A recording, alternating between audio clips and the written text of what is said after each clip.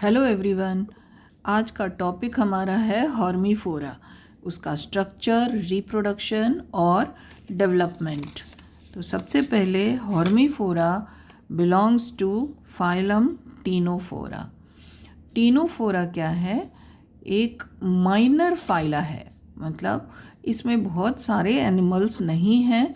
बहुत बड़ा बड़ा फाइलम जैसे फाइलम आर्थ्रोपोडा है या फिर फाइलम पोरीफेरा है, सीलेंट्रेटा, उस टाइप का ये मेजर फाइलम नहीं है, माइनर है, क्योंकि इसमें एनिमल्स की संख्या कम है।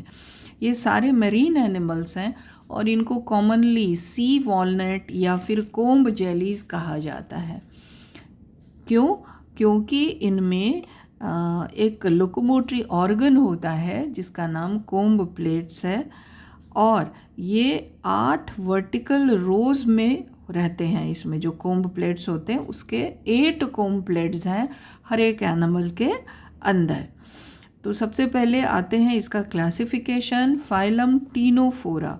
टीनोस वर्ड का मतलब होता है कोम्ब, फोरा का मतलब होता है बियरर। तो comb bearer animals belong to phylum Ctenophora. इसका क्लास है टेंटाकुलाटा। टेंटिकल वर्ड से ही क्लियर हो जाएगा कि इसमें टेंटिकल्स होते हैं। ऑर्डर साइडिपीडा, फैमिली प्लूरोब्रैकिडी और जीनस हॉर्मीफोरा। जीनस हॉर्मीफोरा के 2 कॉमन स्पीशीज़ हैं, वो है हॉर्मीफोरा प्लूमोसा और हॉर्मीफोरा हॉर्मीफोरा। हॉर्मीफोरा प्लूमोसा मिलता है मेडिटेरेनियन सी में और ईस्ट सेंट्रल पैसिफिक ओशन में भी ये पाया जाता है। ये सब पेलाजिक फॉर्म है, मतलब ओशियन में पाए जाते हैं और समुद्र के किनारे नहीं होंगे, लेकिन मेन ओशियन के पार्ट्स में रहेंगे। और it has similarities with Pleurobrachia. ये प्लूरोब्रैकिया भी एक इसके जैसा ही एनिमल है और दोनों मिलते जुलते हैं काफ़ी, हॉर्मीफोरा और प्लूरोब्रैकिया। दूसरा स्पीशीज़ है हॉर्मीफोरा हॉर्मीफोरा। ये सब ट्रॉपिकल सीज में पाया जाता है और ये भी पेलाजिक एनिमल है, मतलब शोर के नज़दीक एकदम नहीं मिलेगा, लेकिन बीच में ओपन समुद्र में ज़रूर मिलेगा। नेक्स्ट अब हम लोग आते हैं इसके स्ट्रक्चर के बारे में जानते हैं। स्ट्रक्चर में आप इसका ये जो डायग्राम देख रहे हैं, हॉर्मीफोरा पियर शेप का आपको नज़र आ रहा होगा, और इसमें जो इसका जो डायमीटर होता है यहाँ से लेके यहाँ तक, it is 5 to 20 millimetre in diameter. इसके जितने भी बॉडी पार्ट्स हैं वो सब ओरल एबोरल एक्सिस, ये इसका ओरल एबोरल एक्सिस है। ये ओरल यहाँ माउथ एंड हो गया और इधर एनल पोर होता है, तो ये ओरल एबोरल एक्सिस है। इसी एक्सिस के अलोंग सारे ऑर्गन्स जो इसके बॉडी के हैं वो डिस्ट्रीब्यूटेड होते हैं। तो body parts are distributed along oral aboral axis. फिर mouth is situated at the centre of oral lobe. ये ओरल लोब है, इसके सेंटर में माउथ होगा। और इसका जो पूरा बॉडी, क्योंकि इसको पानी में स्विम करना है तो बैलेंस करने की ज़रूरत होगी पानी में, उसके लिए एक एबोरल सेंस ऑर्गन है जिसके अंदर स्टैटोसिस्ट होता है। स्टैटोसिस्ट एक बैलेंसिंग ऑर्गन है जिसके चलते कि ये पानी में अपने आप को बैलेंस कर लेता है। इसके अलावा इसमें 8 कोम्ब प्लेट्स प्रेजेंट हैं। यहाँ पे देखिए आपको 4 कोम्ब प्लेट्स दिखेंगे, 1 2 3 4, 4 इस साइड और 4 उसके दूसरे साइड, तो 8 कोम्ब प्लेट्स प्रेजेंट हैं। इन कोम्ब प्लेट्स में लॉन्ग सीलिया रहते हैं। ये सब जो लंबाई में आपको दिख रहा है ये सब क्या है? सीलिया है, इसीलिए इसका अपीयरेंस कोम्ब की तरह होता है। अब इसके अलावा इसमें क्या क्या है देखिए, ये इसका माउथ है। Mouth Leeds into pharyngeal canal. ये फेरिंग्स है, फेरेंजियल कैनाल, और इससे चला गया ये वाला पोर्शन, इसको बोलते हैं, इसका स्टोमक है या फिर ये स्टोमोडियम कहलाता है। तो ये स्टोमक हो गया। अब इससे यहाँ पे अनडाइजेस्टेड फूड अब निकलेगा कैसे? फूड इनटेक इधर से हो रहा है, स्टोमक में आया, यहाँ डाइजेशन हुआ, और इसके बाद ये चला जाएगा इन्फंडिबुलर कैनाल, और यहाँ से होते हुए ये जो इन्फंडिबुलर कैनाल है आगे चल के ये 4 भाग में बट रहा है, और 4 भाग में से 2 ब्लाइंडली एंड करते हैं, मतलब वो उसका कोई ओपनिंग नहीं है, लेकिन 2 का ओपनिंग है एनल पोर। ये इसका एनल पोर है जिससे कि एक्सक्रीटरी वेस्ट निकलेगा। इसके अलावा इसमें वाटर का भी डिस्ट्रीब्यूशन होता है, क्योंकि ये माउथ के साथ फूड के अलावा पानी जो आता है अंदर, तो उसमें जो फूड होता है वो तो ये डाइजेस्ट कर लेगा, लेकिन पानी का भी डिस्ट्रीब्यूशन का सिस्टम है, जैसे पोरिफेरेंस में कैनाल सिस्टम था। तो यहाँ पे भी ये इसका स्टोमोडियम है, यहाँ से ब्रांचेस निकल रहे हैं। स्टोमोडेकल कैनाल है, टेंटेकुलर कैनाल है, और कोम्ब प्लेट्स में जाने वाले मेरीडायनल कैनाल हैं। ये सारे एक ही कलर से इसलिए दिखाए गए हैं। और इसके अलावा टेंटेकुलर शीप तक भी ये जा रहे हैं, और इसमें मेरीडायनल कैनाल हैं कोम्ब प्लेट्स में। तो ये डिफरेंट टाइप्स के कैनाल हैं जो कि वाटर डिस्ट्रीब्यूशन में मदद करते हैं। पूरे शरीर को वाटर मिलते रहता है और इसके अलावा न्यूट्रिशन मिलते रहता है। अब इसके जो टेंटिकल्स हैं, 2 टेंटिकल्स आपने देखे, वो दोनों सॉलिड टेंटिकल्स हैं, हॉलो नहीं है, अंदर से खोखले नहीं हैं।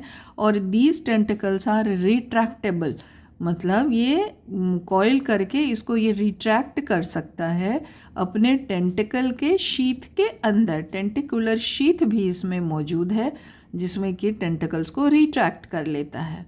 अब टेंटिकल्स के ऊपर कुछ सेल्स होते हैं जिनका नाम है कोलोब्लास्ट या लाजो सेल्स। ये ढेर सारे नंबर में होंगे, और एक सिंगल लाजो सेल जो होता है उसमें इसका न्यूक्लियस मॉडिफाइड होता है स्ट्रेट फिलामेंट में। ये कोलोब्लास्ट सेल या लाजो सेल का डायग्राम है। अब इसमें आप देखिए कि अर्धचंद्राकार इसका बॉडी है, इसमें कुछ एडहेसिव पैपिली हैं जो कि इसको कहीं पे भी स्टिक करने में मदद करते हैं। इसका जो न्यूक्लियस है वो इलोंगेट हो जाता है, स्ट्रेट फिलामेंट बना लेता है। ये इसका न्यूक्लियर फिलामेंट है, और उसके चारों ओर एक कॉइल्ड फिलामेंट भी डेवलप करता है। तो ये जो दोनों फिलामेंट हैं उसके टेंटिकल्स के मसल्स में अंदर तक गए हुए रहते हैं, और बाहर से ये एडहेसिव पैपिले खाली नज़र आते हैं। इसके अलावा कोलोब्लास्ट सेल्स के अलावा इसमें कुछ सेंसरी सेल्स भी बॉडी में पाए जाते हैं। और जो एबोरल सेंस ऑर्गन था जिसमें कि मैंने शुरू में बताया कि स्टैटोसिस्ट होता है, तो ये जो स्टैटोसिस्ट है इसका डायग्राम देखिए। इसमें ये इसका बेल शेप है, इसमें एक स्टोन का कलेक्शन होता है, इसको कहते हैं स्टैटोलिथ। छोटे छोटे स्टोन्स होते हैं इसमें। ये इसका पोलर प्लेट है और ये सीलिएटेड प्लेट है। तो अब अगर ये कहीं टिल्ट करेगा तो इसका स्टैटोलिथ अपना पोजीशन चेंज करता है और टिल्टिंग का इंडिकेशन एनिमल को दे देता है। इसीलिए ये इसका क्या है, सेंसरी ऑर्गन है, ताकि उससे बॉडी कहीं टिल्ट ना हो, बॉडी का बैलेंस बना रहे। अब हम लोग आते हैं कि न्यूट्रिशन और डाइजेशन इसमें कैसे होता है।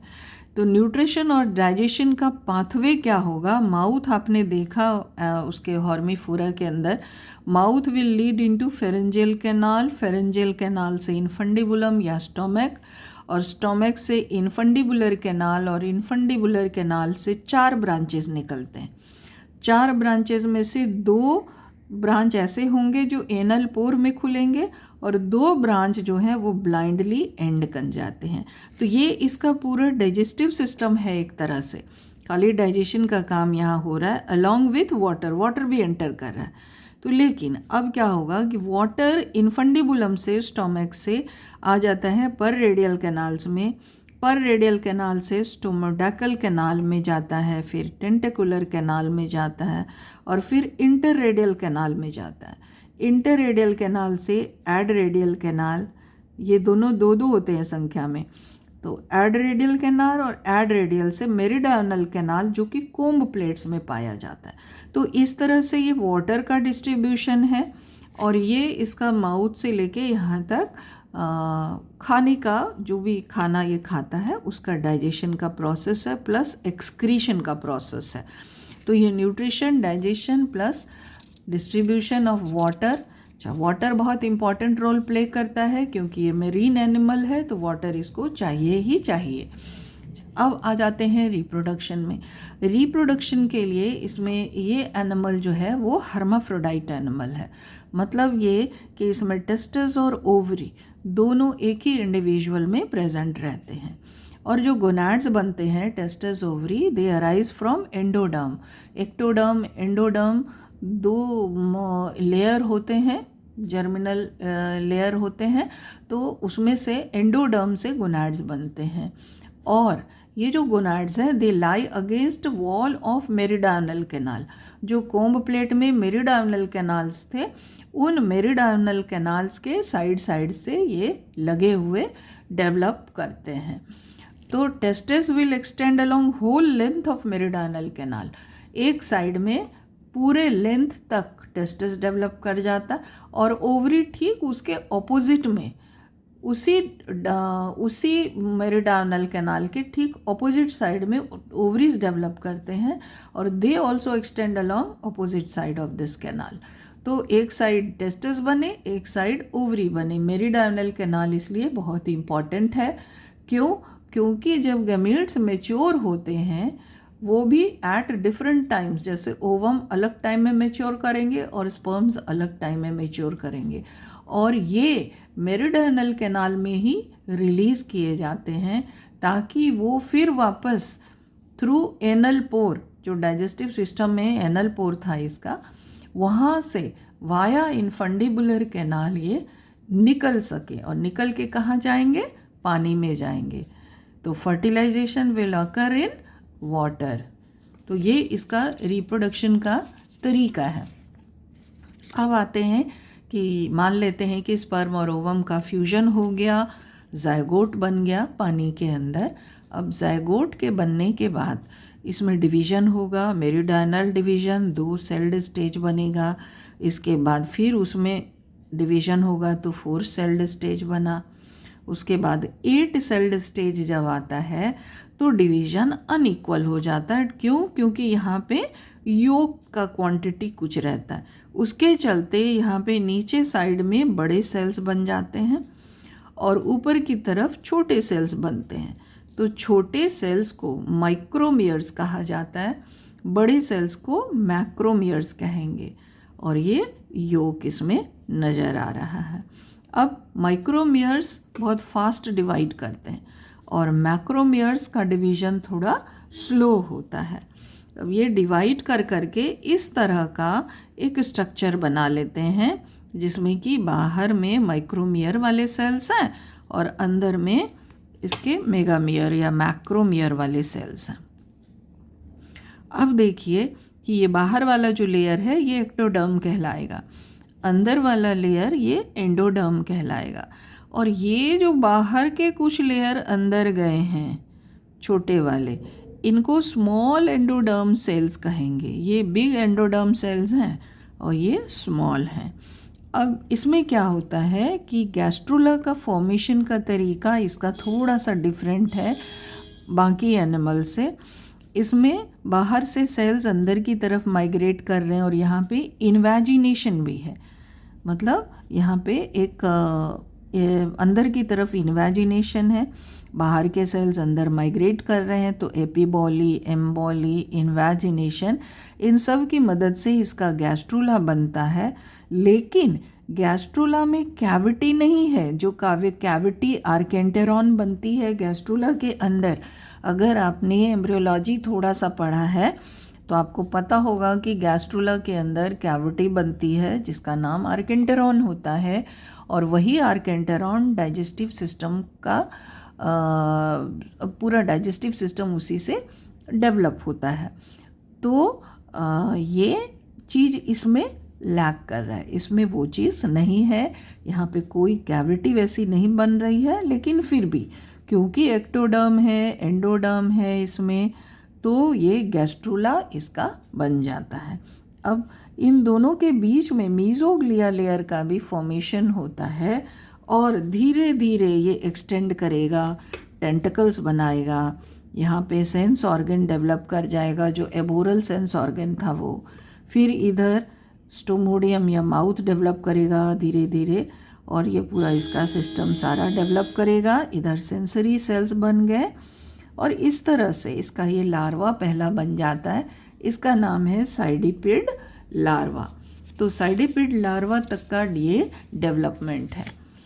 तो अभी आपने ये देख लिया कि भाई अनइक्वल क्लीवेज हो रहा है ड्यू टू प्रेजेंस ऑफ योक, और माइक्रोमियर बन रहे हैं, मैक्रोमियर बन रहे हैं which form ectoderm and endoderm. ये हम बता दिए हैं कि एपिबॉली, एम्बॉली और इन्वेजिनेशन की मदद से गैस्ट्रुला बनता है, बट गैस्ट्रुला इज़ विदाउट आर्केंटेरॉन। अब उन दोनों के बीच में मीजोग्लिया लेयर भी बनता है जो कि जेलाटिनस है, और ये अब साइडिपिड लार्वा बना लिया। अब साइडिपिड लार्वा से आगे का डेवलपमेंट, अब उसके अंदर कोम्ब प्लेट्स बनते हैं एक्टोडर्मल सेल्स से। टेंटिकल्स विथ शीथ बनेंगे एक्टोडर्मल थिकनिंग से ऑन ईच साइड, दोनों तरफ थिक हो जाएगा वहाँ पे लेयर सेल्स का, और उसी में शीथ का डेवलपमेंट होगा और टेंटिकल्स का डेवलपमेंट होगा। फाइनली लास्ट में मसल फाइबर्स बनते हैं, और जो सेंस ऑर्गन्स उसमें थे, एबोरल सेंस ऑर्गन प्लस कुछ ब्रिसल वाले जो सेल्स थे, सेंसरी सेल्स जो थे, वो उनका डेवलपमेंट सब इससे होगा मीजोडर्मल सेल से। और इस तरह से धीरे धीरे एक यंग हॉर्मीफोरा का फॉर्मेशन होता है।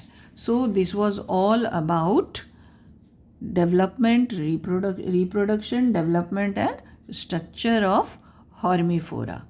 Thank you everyone.